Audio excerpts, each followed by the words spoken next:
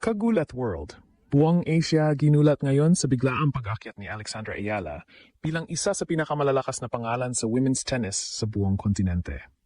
Sa pinakahuling usapan tungkol sa WTA Asian Rankings, lumutang ang pangalan ng Pinay Sensation bilang isa sa pinakamataas na ranked Asian players sa buong mundo.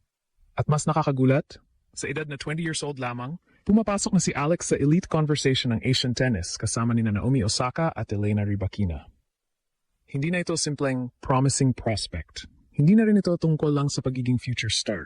Dahil habang maraming veteranong Asian players ang pilit hinahabol ang consistency sa WTA Tour, si Alex unti-unti nang nagiging mukha ng bagong henerasyon ng Asian tennis. Mula sa pagiging junior champion hanggang sa pag-shock niya sa tennis world, laban sa mga top-ranked players noong nakaraang taon, malinaw na may ibang trajectory ang Filipina phenom na ito. Mas lalong lumaki ang ingay matapos siyang umakyat hanggang career high, world number 29 ngayong 2026, isang historic achievement para sa Philippine tennis. Kahit bahagyang bumaba sa current rankings nitong Mayo, nananatili siyang isa sa pinakamataas na ranked Asian women's players sa WTA Tour. At dito na nagsisimula ang tunay na tanong. Habang sina Osaka at Rybakina ay established na superstars ng Asia, posible kayang si Alex naman ang susunod na magdala ng Asian tennis sa bagong era? Dahil sa totoo lang, habang tumataas ang ranking niya, mas lumalaki rin ang pressure, expectations at posibilidad na gumawa siya ng kasaysayan hindi lang para sa Pilipinas, kundi para sa buong Asia. Parang kailan lang, si Alex ay kilala lamang bilang batang Pinay prodigy na ipinadala sa Rafa Nadal Academy sa Spain para habulin ang impossible dream ng Pilipinas sa world tennis. Ngunit ngayon, ang dating pangarap ay nagiging realidad na unti-unti. At ang buong Asian tennis community mismo ang napapalingon. Sa latest discussions at ranking comparisons ng Asian women sa WTA Tour, lumutang si Alex bilang isa sa top Asian players sa women's singles rankings. Kasama niya sa listahan ng malalaking pangalan tulad ni Elena Rybakina ng Kazakhstan at Japanese superstar Naomi Osaka. Pero ang pinaka-importanteng detalye rito, si Alex ang pinakabatang pangalan sa mga nasa itaas ng Asian ladder. At hindi ito aksidente. Mula pa noong breakthrough run niya sa Miami Open noong 2025, nagsimula ng mag-iba ang tingin ng tennis world sa Filipina star.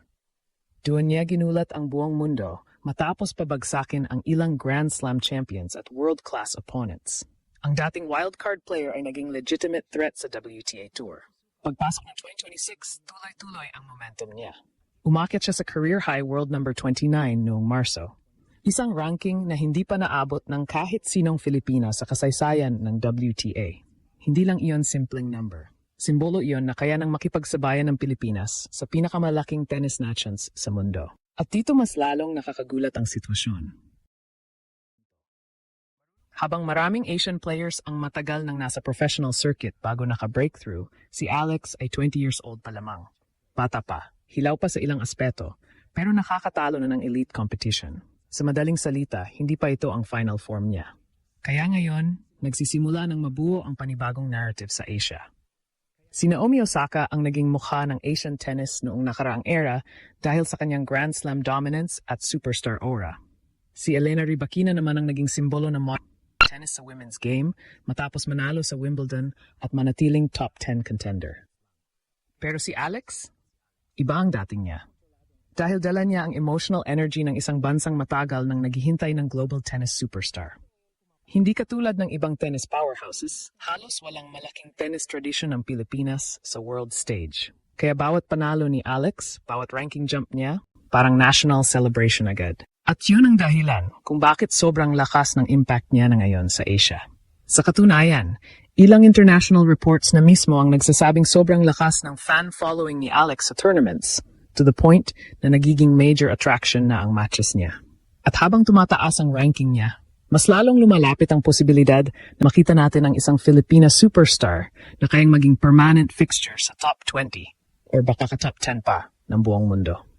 Pero habang mas lalong tumataas ang pangalan ni Alex sa Asia, mas nagiging mabigat din ang laban na hinaharap niya sa likod ng spotlight. Dahil sa mundo ng professional tennis, hindi sapat ang isang breakout tournament lang. Hindi sapat ang isang viral upset. Ang tunay na sukatan ng greatness ay consistency. At dito nagsisimula ang pinakamahirap na challenge para sa batang Pinay sensation. Ngayon, iba na ang tingin ng mga kalaban kay Alex. Hindi na siya basta underdog na pwedeng maliitin. Hindi na siya simpleng young wildcard. Sa bawat tournament na nilalaruan niya ngayon, may pressure na. Pinag-aaralan na ng opponents ang galaw niya. Pinapanood na ang forehand patterns niya. Tinitingnan na kung paano siya i-break mentally sa long rallies at pressure moments. At iyon ang pinakamapanganib na parte kapag papasok ka na sa elite level ng WTA Tour. Dahil habang tumataas ang ranking mo, mas mabibigat din ang kalaban na makakaharap mo sa bawat round. Pero dito lalo nagiging exciting ang future ni Alex. Sa kabila ng pressure, kapansin-pansin na unti-unti nang nagmamature ang laro niya. Mas controlled na ang aggression niya kumpara noong junior years niya. Mas kalmado na siya sa baseline exchanges.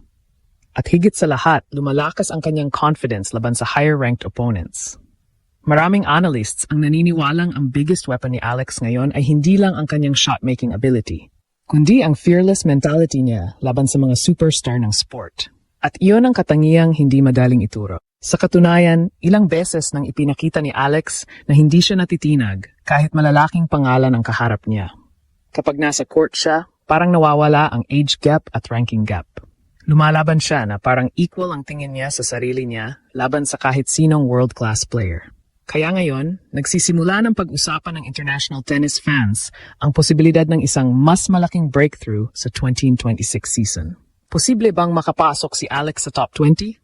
Posible bang maging seeded player siya sa Grand Slams? O baka mas shocking pa rito? Posible bang maging unang Filipina na makapasok sa WTA Finals era ng modern tennis? At habang lumalakas ang usapan na iyon, mas nagiging emosyonal ang epekto nito sa Pilipinas. Dahil sa totoo lang, bihira magkaroon ng global athlete ang bansa na kayang sumabay sa isang sport na traditionally dominated ng Europe at Amerika. Kaya bawat ranking climb ni Alex ay parang simbolo ng pagbabago. Pinapakita niyang kayaring mangarap ng Pilipinas sa world tennis stage. Ngayon tuloy, parami ang naniniwala na hindi lang Asian contender si Alex, kundi posibleng future global superstar ng women's tennis. At kapag nangyari iyon, hindi lang simpleng history ang mababago. Buong perception ng mundo tungkol sa Philippine tennis ang posibleng mabaligtad magpakailanman. Sa puntong ito, malinaw na hindi na simpleng rising star si Alex. Ang dating batang Pinay prospect ay isa ng tunay na puwersa sa Asian tennis. Habang patuloy siyang umaakyat sa WTA rankings, mas lalong lumalakas ang posibilidad na masaksihan natin ang pinakaunang Filipina tennis superstar sa modern era ng world tennis. At ang mas nakagulat, pakiramdam ng marami, simula pa lang ito. Dahil habang ang buong Asia ay nagugulat sa mabilis niyang pag-angat, ang mga Pilipino naman ay unti-unti nang naniniwala na baka isang araw, si Alex mismo ang magdala ng kauna-unahang Grand Slam glory para sa Pilipinas.